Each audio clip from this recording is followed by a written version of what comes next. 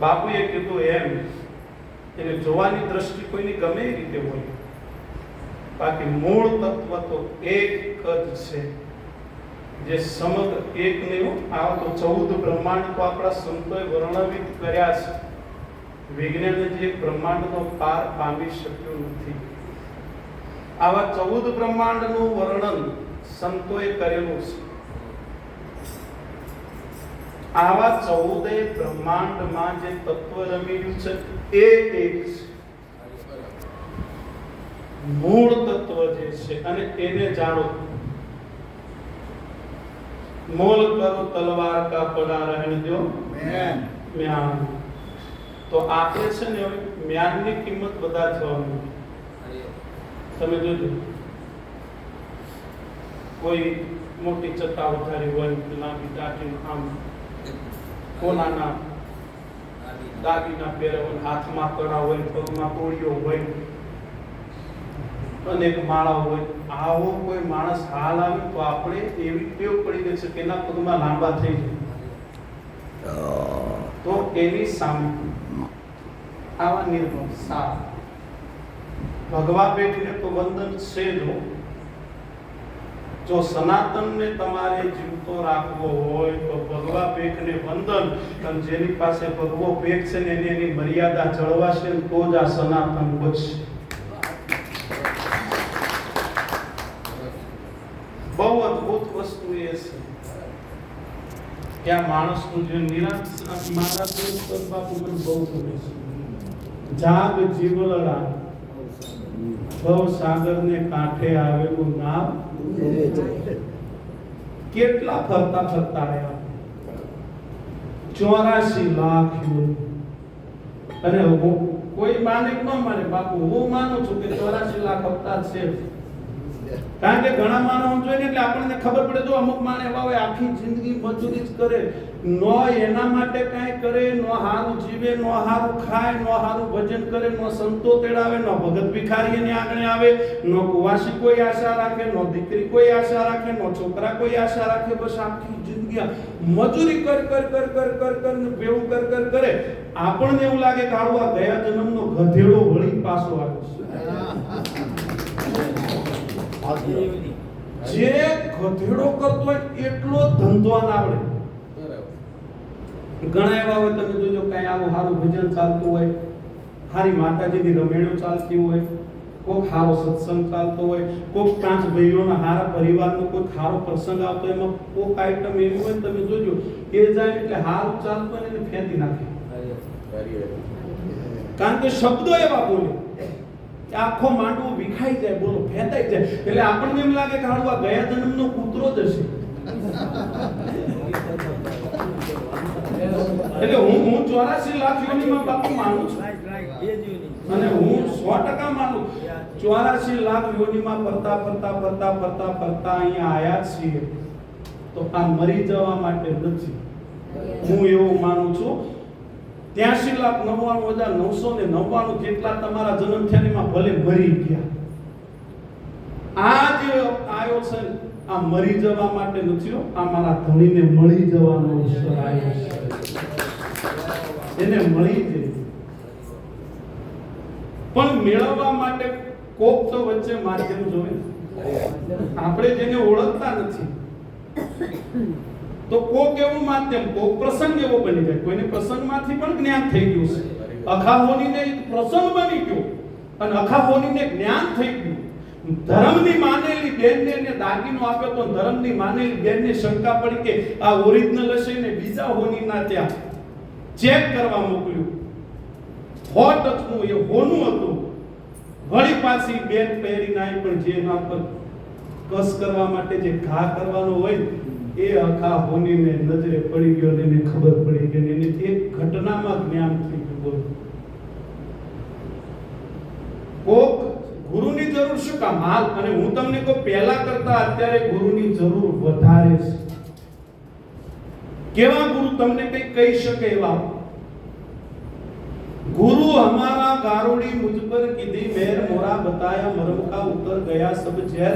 તમે અહીંથી બહાર જતા કદાચ કોઈ હરફ હાફ ફલતો હોય તમને દંશ દે તો આ વિજ્ઞાન એની દવા કરી તમને બેઠા કરી દે. કોઈ માણસ ઝેરી દવા પી ગયો હોય તો આજનું વિજ્ઞાનીની દવા કરી તમને બેઠા કરી દે, પણ એક જન્મ ને અનેક જન્મોથી આપણી અંદર ઈર્ષા ન દેખાય ને દંભ ને અભિમાન, આ જે ઝેર પડ્યા છે ને વિજ્ઞાન પાસે આની દવા નથી, એના માટે જ કાય સુધી આવવું છે. ગુરુની જરૂર એટલા માટે છે, આ સુધી એટલા માટે આવવું પડે. અને અનેક આ ભારત વર્ષની એક તમને કહું સાહેબ, અત્યારે કોઈ છોકરાનો જન્મદિવસ હોય કે ભાઈબંધનો જન્મદિવસ હોય ને એક શબ્દ બહુ વપરાય છે, ધરાવતરણની શુભકામનાઓ. આ ધરાવતરણ કહેવાય ખરું? અવતારી પુરુષ કોને કહેવાય? ભગવાન રામ અવતારી પુરુષ કહેવાય, કૃષ્ણ અવતારી પુરુષ કહેવાય, રામદેવજી મહારાજ અવતારી પુરુષ કહેવાય, નિરાંત બાપુ અવતારી પુરુષ કહેવાય. આ દેશમાં અનેક સંતો એવા થઈ ગયા જેને તમે અવતારી પુરુષ ગણી શકો. અવતારી પુરુષ, અવતારમાં જન્મમાં ફરક છે. અવતારમાં અને જન્મમાં ફરક છે. અવતાર એને કહેવાય પોતાની મરજીથી આવે અને પોતાની મરજીથી જાય, એનું નામ અવતાર. અને જન્મ કોને કહેવાય ખબર? પોતાની મરજીથી આવવાનું નહીં, પોતાની મરજીથી જવાનું નહીં સાહેબ. આ જન્મ તમને કહું, ઈચ્છાથી આવે એ અવતાર, અને કરેલા ભોગવવા આવવું પડે ને એનું નામ જન્મ. જે કરેલા ભોગવ, બાકી અવતારી પુરુષો તો સાહેબ એનું પ્રાગટ્ય હોય. અવતારમાં જન્મમાં ઘણો ફરક છે. આપણે આ અમુક તમને કહું કે આ સંતો કે આ સંતવાણીની જરૂર એટલા માટે છે. આમ તો સંતવાણી કહીએ પણ એ સતવાણી છે. બાકી આપણે માણસો તો એટલા બધા ભેદ કર્યા છે, તમને કહું સાહેબ, એટલા બધા ભેદ કર્યા. તમે જુઓ, અમુક તો માને એટલા બધા, તમને કહું, ઘરની બહાર નીકળે નાડી બિલાડી મળે તો પાછા વળી જાય, કામ ન થાય. હવે તને ભાળ્યા પછી પેલી બિલાડી આ દૂધ નહીં પાળે એનું આ બિલાડી ભાગમાં, કારણ કે તું સામે મળ્યો ને દૂધ મળશે જ નહીં. મેં બાપુ ઘણા એવા જોયા છે. હું કે ખબર, અરે ઈશ્વરભાઈ, અમારે તો એવો નિયમ છે, જ્યાં સુધી અમે અમારી માતાજીના દીવા ન કરીએ ત્યાં સુધી પાણી ન પીએ. મેં કીધું એ વાત સાચી, પણ દીવો કર્યા પછી આખા ગામનું લોહી પીવો એનું હકીકત છે. એટલા બધા ભેદ. અરે ચલો બીજા ભેદ પાડે ને મને વાંધો નથી, આપણા શરીરમાં ભેદ પાડે. તિલક કરવું હોય તો કે જમણા હાથે કરાય, ડાબા હાથે ન કરાય. મેં અનેક એવા બિઝનેસમેનો જોયા છે સાહેબ કે એમની ડાબા હાથની સહીએ કરોડોના વેપાર થયા છે, કરોડોના એમના હાથે વહીવટ થાય છે, અને એ હારા વહીવટ થાય છે. આ દેહ પરમાત્માએ માણસનું આપ્યું છે. કાંઈક સારું કરીને જવાનું વાલા. બાકી નડવા વાળા તો તમને કહું અનેક નડશે. કોણ તમને નડે છે એ મહત્વનું નથી, કોણ તમને બે પગથિયા ચડાવે એ મહત્વનું છે. અને હમણાં બાપુએ કીધું એ વાત સાચી છે. તમે જો કોઈ પણ પર્વતની તળેટીમાં ઉભા હોય, પર્વતની તળેટી નીચે ઉભા હોય એટલે તમને અનેક રસ્તા દેખાય. અહીંથી ચડી શકાય, અહીંથી ચડી શકાય, અહીંથી ચડી શકાય, અનેક રસ્તા તમને દેખાય. પણ જે પર્વતની ટોચ ઉપર હોય તેને પછી ખબર પડે બધા રસ્તા છેલ્લે તો અહીંયા જ આવે છે. નીચેથી રસ્તા જુદા જુદા લાગે. બાકી એક વાત, આ ભજન, હું તો ભાગ્યશાળી છું, હું મારી જાતને ભાગ્યશાળી માનું છું કે મને આ અને ભજનમાં બેસવાનો વિચાર આવે તો સમજી લેજો કે તમે ભાગ્યશાળી છો. ભજનમાં, સત્સંગમાં કોઈ સારી જગ્યાએ બેસવાનો વિચાર આવે તો સમજી લેજો કે તમે ભાગ્યશાળી છો. ઘણા એવું કે બાપુ કે અમેરિકા જાય ભાગ્યશાળી, ઘણા એવું કે ઓસ્ટ્રેલિયા જાય ભાગ્યશાળી. હું એમ કહું છું કે જે પોતાના સદગુરુના ચરણે જાય એનાથી મોટો બીજો કોઈ ભાગ્ય નથી.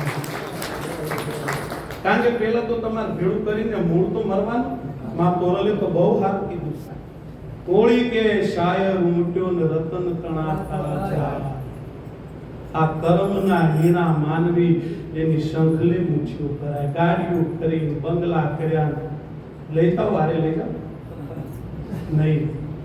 અને તમને કહું બાપુ, આ પુનર્જન્મની હજી વાત અધૂરી છે મારી. બીજા જન્મ હોય.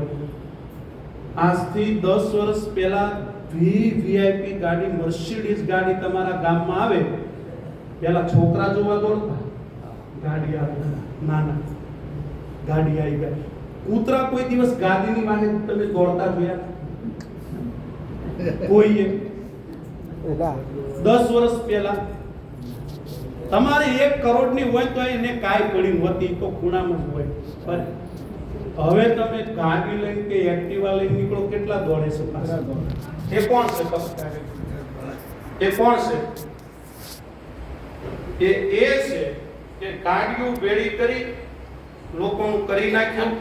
ગાડીઓ વાળા થયા, ગાડીઓ વસાવી, પણ બેહવા ન રહ્યા, જતા રહ્યા. વળી પાછા આયા. જેવી ગાડી નીકળી ને એટલે એવું લાગે કે આ મારી જ છે.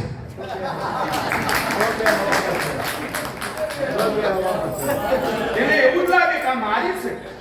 એટલે તરત આ બદલાવ તમે આ માર્ગ કર્યો હશે બધા.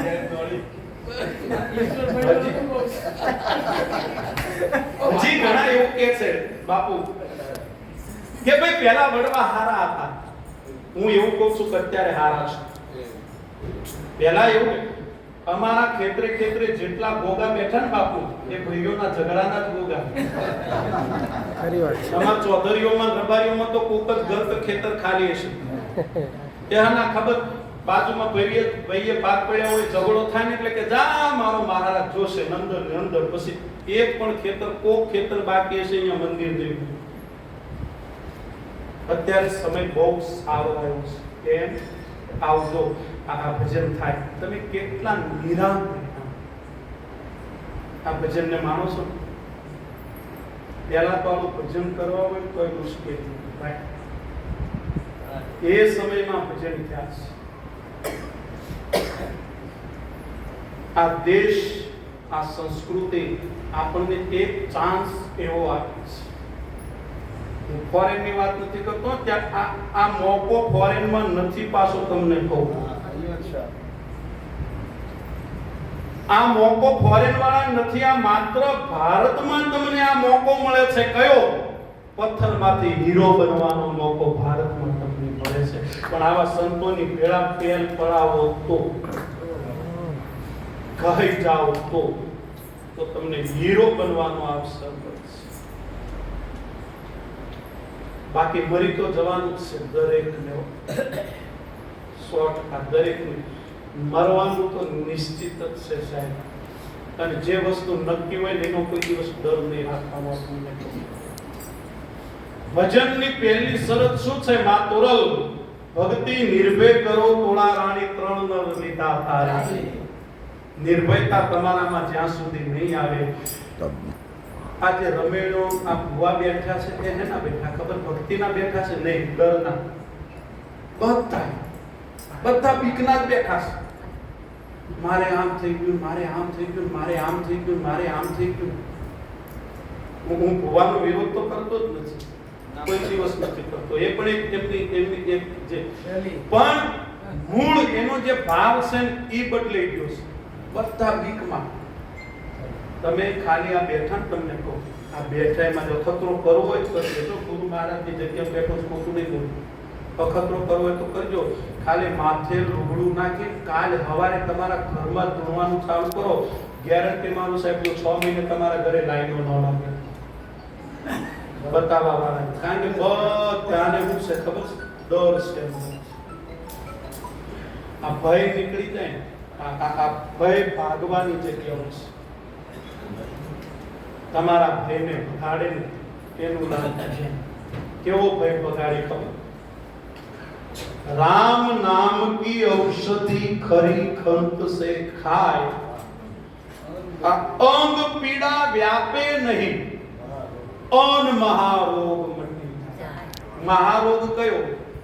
આ આવવું જવું, એ જન્મવું મરવું, એ મહારોગ છે.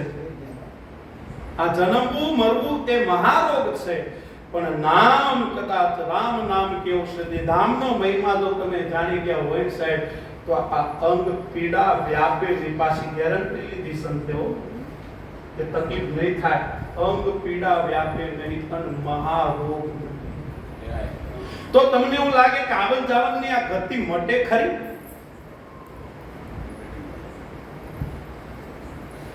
આવન જાવનની આ ગતિઓ મટે ખરી? તો હા. ક્યારે મટે? આવન જાવનની ગતિ ત્યારે મટે. પાણીમાંથી બરફ બને તો એ તો વળી પાછું પાણી, પણ એ પાણીનું જો મોતી થઈ ગયું તો વળીને એને પાણી થવાનું આવતું નથી. પણ મોતી બનવાના પાછા જે નિયમો છે એ નિયમો જો આ દેહ પાર પડે તો. એક અમારા ગામડાના ભગતે હારું લખ્યું છે, બરફનો વાંગડો બન્યો પાણીમાંથી, અંતે પાણી મરી, પણ પાણીમાંથી જો મોતી બને તો વળી પાછું પાણી બનશે નહીં. તો આ જગ્યાઓ કેવી છે, બહુ અદભુત. ભજનનો તો એટલો બધો મહિમા છે સાહેબ, ભજનનો તો એટલો બધો મહિમા છે કે આપણે સમજી નથી શકતા. કથાઓનો એટલો અદભુત મહિમા છે. પૂજ્ય બાપા બોલ્યા કે હું કથાનો અદભુત મહિમા છે સાહેબ. કથાનો એવો અદભુત મહિમા છે કે કદાચ 1 કરોડ બેઠા હોય, પણ 1 કરોડમાંથી જો એકને પણ લાગી જાય તો સાહેબ કથાકારનું બોલેલું અને શાસ્ત્રકારોએ લખેલું લાગી જાય. અને લાગે છે. પણ આ ભજન એક એવી ગેરંટી આપે છે કે તમે સારામાં સારા, છેલ્લી મારી વાત કરું, સારામાં સારો વિદ્વાન બ્રાહ્મણ લાવો. હું કોઈનો વિરોધ નથી કરતો, બ્રાહ્મણ હોય માફ કરજો, પણ વિદ્વાનમાં વિદ્વાન બ્રાહ્મણ લાવો ને બ્રાહ્મણ પાસે તમે તમારા દીકરા કે દીકરીના લગ્ન કરાવો. વિદ્વાનમાં વિદ્વાન PhD કે ગોલ્ડ મેડાલિસ્ટ બ્રાહ્મણ હશે, પણ ગેરંટી નહીં આપી શકે કે લગ્ન મેં કરાયા છે તો આના છૂટાછેડા નહીં થાય, પતિ પત્ની વચ્ચે ઝઘડા નહીં. કોઈ બ્રાહ્મણ ગેરંટી આપે કે ના આપે? નો આપે. અને આપે તો કહેજો, આપણે સમૂહ લગ્ન એમ ટ્રાય કરે. સારામાં સારો વિદ્વાનમાં વિદ્વાન કથાકાર કદાચ તમે બોલાવો, પ્રભુની જ રામની જ વાતો કરે, ગેરંટી ન દે કે હવે તમારા ગામમાં મેં કથા કરી છે, કોઈ ચોરી નહીં કરે, કોઈ જૂઠું નહીં બોલે, નહીં દે. આ ભજને ગેરંટી લીધી છે. ભજને ગેરંટી લીધી છે. બરાબર મધદરિય તોફાનમાં નારદુ આલમ ડોલક થવા માંડ્યું, જેસલ જાડેજો થાર થાર થાર થાર થાર કૂદવા માંડ્યાની વખતે માં તોરલ બોલ્યા હતા કે જાડેજા તરવું છે કે હા, કરેલા પાપનો પોકાર કરી લે, તારી નાવડીને ડૂબવા નહીં દઉં. જાડેજા કરેલા પાપનો પોકાર કરી લે, ગેરંટી લીધી માં તોરલે. અને ચોરને પીર બનાવ્યો. આ ભારતમાં શક્ય છે, ચોરમાંથી પીર. તમે ખાલી કલ્પના કરો, કોઈ એમ કેમ કે જેસલ બારવટીયો નહીં, ચોર એના માટે શબ્દ વાપર્યો છે. જેસલ જગનો ચોરટો, એને પલમાં કીધો. એને કોઈ નિયમ જ નહોતો લાગતો, પોતાના ભાણેજના માથા ઉતારી દે, ગાયું મારી નાખે, હરણા મારી નાખે, એને કોઈ નિયમ લાગતો જ નહોતો. એને કેવો નિયમ લાગે સાહેબ? એક જ શબ્દ માર તોરલે, જાડેજા તરવું હોય તો કરેલા પાપનો પોકાર કરી લે. અને સૌથી મુશ્કેલમાં મુશ્કેલ આ મહેન્દ્ર બાપુ કાલ તમને કદાચ કોઈ સેવકને એમ કેમ કે 1 મહિનો અનુષ્ઠાન કર્યો, એકલા પાણી ભર્યો તો ઘણા આમાં તૈયાર થઈ જાય. હા બાપુ, હું ક્યાં? મહેન્દ્ર બાપુ એમ કે એક ટાણું કરીને આખા 12 મહિના કાઢી નાખો, આમાંથી 10 જણા તૈયાર થાય. હા બાપુ, એક ટાઈમ તમે કહો તો ગુરુ વચન.